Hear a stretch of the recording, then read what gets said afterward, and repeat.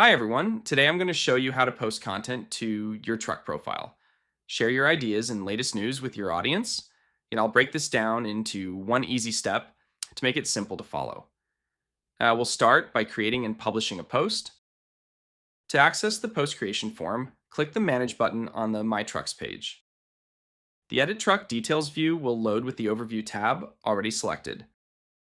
Navigate to the Posts tab to manage your updates. The Posts and Updates section will appear, and you'll see it currently shows no posts yet. Click the plus New Post button to create your first update.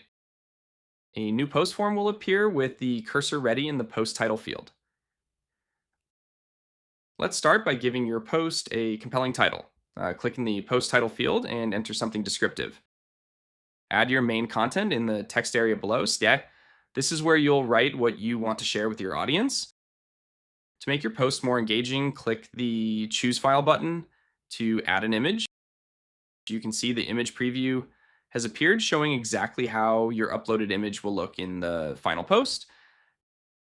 Now that your post content is ready, click the Publish button to make it live.